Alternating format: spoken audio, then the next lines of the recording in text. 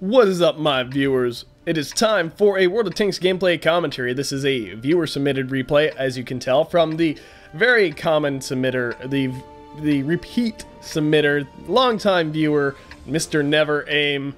And I always put Mr. in front of his name for whatever reason. I guess he just became a Mr. to me at some point. But anyway, he's talking to his buddies in platoon chat right now. He is currently platooned up with a T-110E5 and a Leopard 1.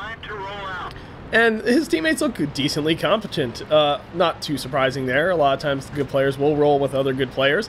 And definitely the T-110E5 being very impressive stats for only 9K battles. He possibly is a reroll, but at the same time, yeah, I don't know, that's reasonable to achieve in 9K battles. Some people are fast learners, some people have mentors to help them along the way and get ahead of that learning curve, the power curve. I mean, I certainly had a little bit of help with that. I mean, at 15K battles, I'm pretty decent stats myself, and I am not a reroll, so whatever, it is entirely possible. The enemy team also having some decently skilled players as well. Obviously, it is going to be a tier 10 match. Tier 10s being equal. Tier 9s also looking like they're equal. Hold on, yeah, and then there's a lot of tier 8s, which, let's be honest, tier 8s for tier 10s are kind of...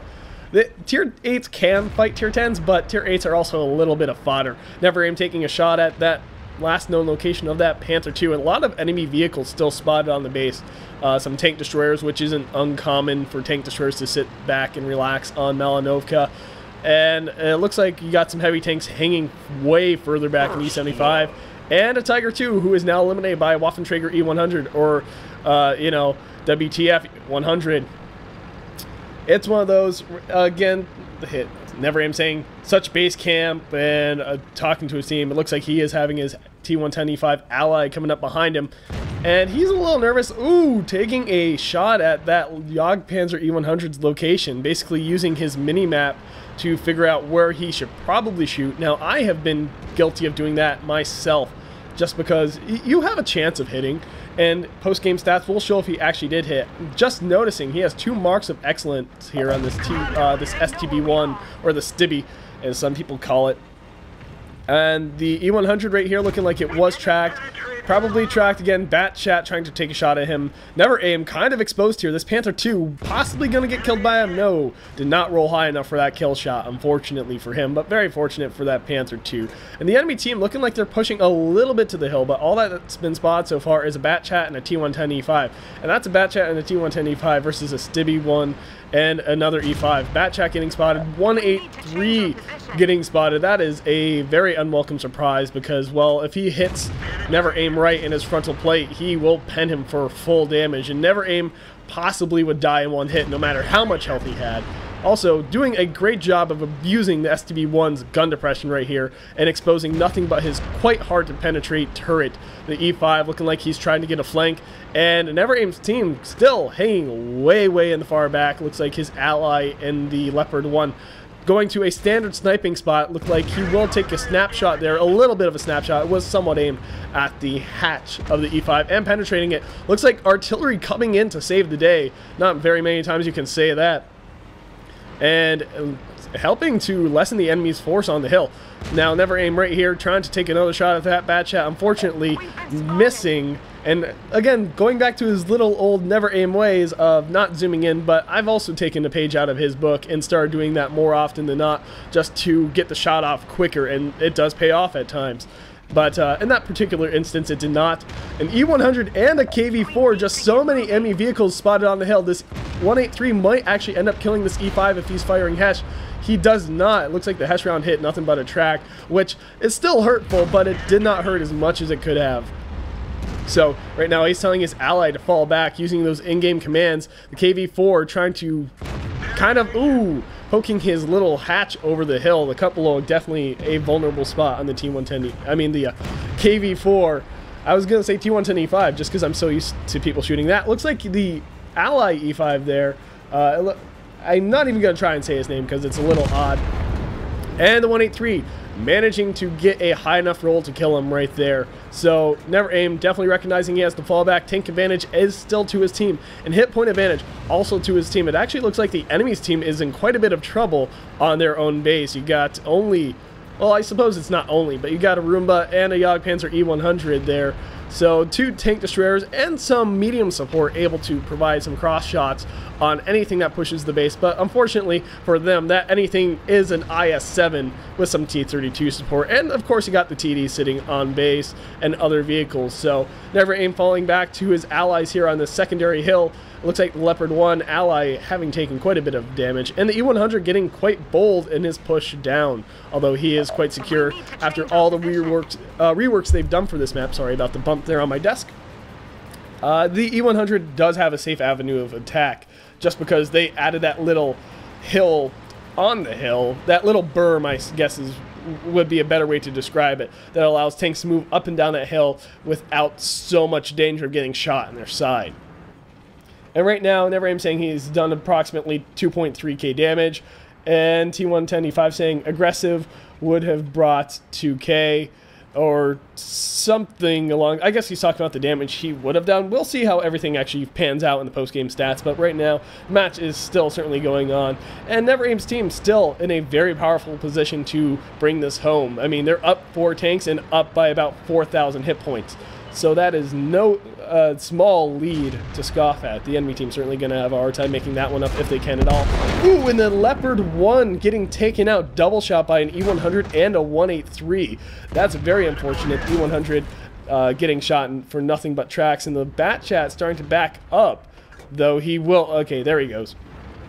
And the enemy team still kind of behind here, about 3k difference in damage and about 3 tanks difference, so they still have some more work to do, but Never Aim is the last member of his platoon alive, waiting for that aim time, and he will get that just very barely hit shot on that Jagdpanzer E-100. So currently still firing nothing but those APCR rounds. He doesn't really carry that many heat rounds just because it is frankly not necessary. Now, correct me if I am wrong, but I do believe this vehicle has the same average damage, yep, as the Leo 1 and the Patton. So it's a hard-hitting medium tank. It definitely hits a bit more shot for shot than the Russian mediums, let's say, for example, which I believe only have an average damage of 300 or maybe 320. It's certainly not as much as 390.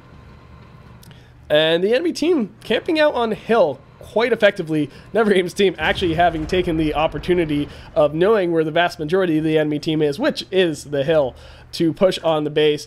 A 5 tank difference and only a 3,000 hit point difference at this point, more or less. So actually kind of surprising how close the hit points are considering the tank difference, though I guess a lot of those tanks on hill haven't really gotten engaged in combat yet and still have a lot of their hit points. That Bat Chat getting smacked pretty hard right there, and he will not live for another minute. There we go. And it looks like, I'm trying to think what actually shot him. It looks like the Waffenträger Panzer IV, so the Borsig variant, the Tier 9 Waffle, and it will end up being that A100.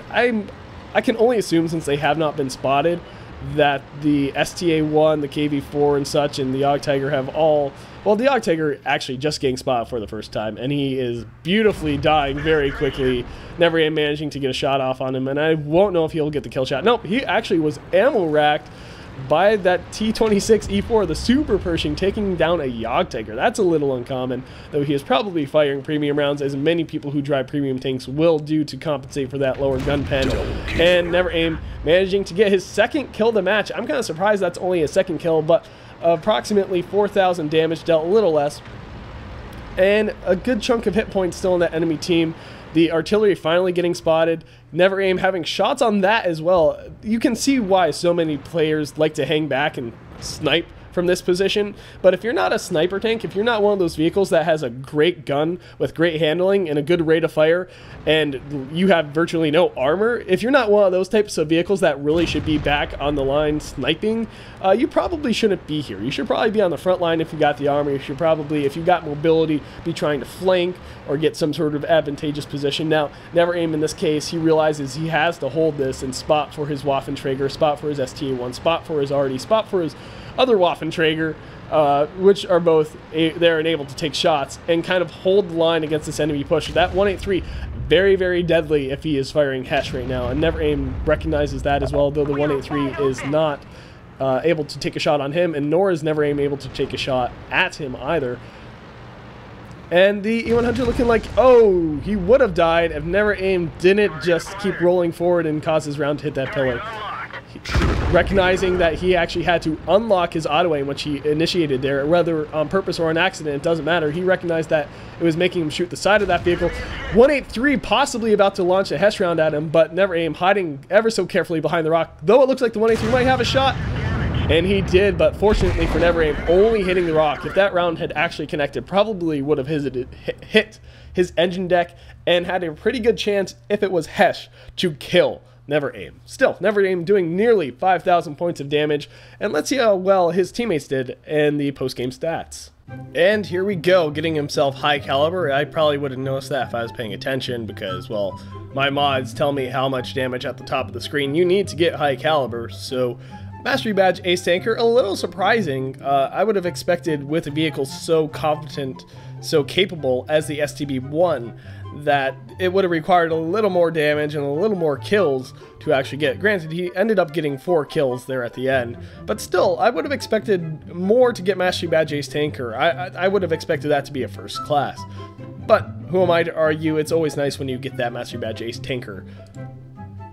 And here we go, post-game stats. Okay, so he did get a little bit of damage. There was an a shot on a unspotted vehicle where he did get that damage. I'm gonna try and see if I can place which one that was. And it was nothing that I didn't see him shoot at. So I'm guessing he got a shot off on something that I didn't quite notice. But anyway, going back to the teams. Looks like his T110 E5 got killed very, very quickly, although I cannot blame him for that. And it looks like, where did Leo? Leo did a little bit better for himself, but Never Aim certainly doing his part to help his team towards victory. Now, that entire match, it was pretty solidly in his team's favor. From the very start, his team was doing very well for itself. Granted, they camped base pretty hard, and then the one thing I have to say his team did well after that, which a base camp normally spells doom for your team. Honestly, it normally doesn't work out very well, but his team actually took notice of all the tanks spotted on hill, and once they did, they started pushing piece by piece across the field towards the enemy's base, which caused the enemy team to kind of hesitate and to try and decide what they needed to do. Also, it helped out that Never Aim and his other teammates fell back to that secondary position. Well, some of them never fell back, they just were there initially.